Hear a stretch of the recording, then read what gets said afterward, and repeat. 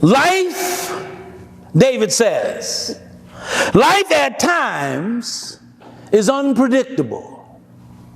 Your life, my life, at times, stuff is going to happen that we didn't anticipate, we didn't predict, we didn't know it was going to happen, but it's going to happen. Therefore, when challenges come, David wants us to know that God alone is the one you want to rely on for deliverance. He uses the word salvation in that section.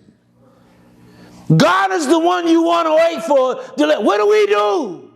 As soon as we get disappointed, as soon as we get hurt, we run to people. We run to tell people. We run to express how unhappy and how sad and how dismayed and disappointed we are, as if they can do something for you. Listen, they are just flesh and blood.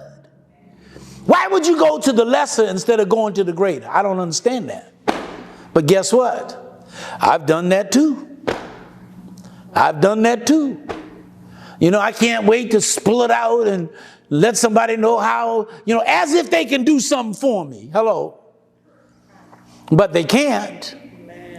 But even whatever they can't do what God can do. So what do you think God is saying while he observes all this? You going to the lesser instead of coming to the greater, man, you want me to give you the desires of your heart. How do I do that? When you don't even believe I have the capacity to give you the desires of heart. Based on the fact that you're running to people instead of running to who? Instead of running to God. Growing up as children, perhaps always hearing yes and always hearing no, we develop this irrational approach to life situations. What do I mean by that? Well, let's just put it in the spiritual sense. If I ask God for something and I don't get it tomorrow, or I don't get it on Wednesday, or I don't get it in a month or a year or two away, well, obviously God said what? He said no. And as soon as we hear no, we get on discouragement avenue and we live on it.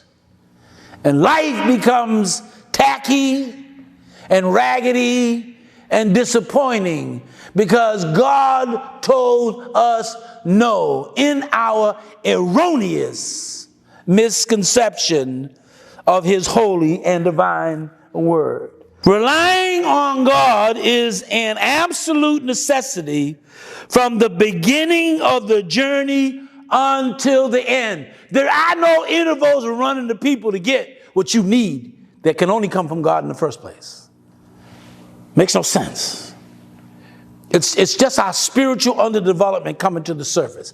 It's just that one-eyed, dastardly demon running around trying to excite your flesh. Go tell everybody they didn't give it to you. Go tell everybody they didn't do the right thing for you. Listen to me closely.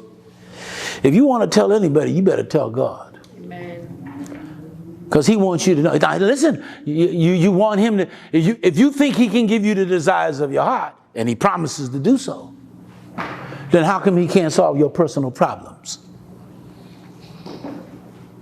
Hello?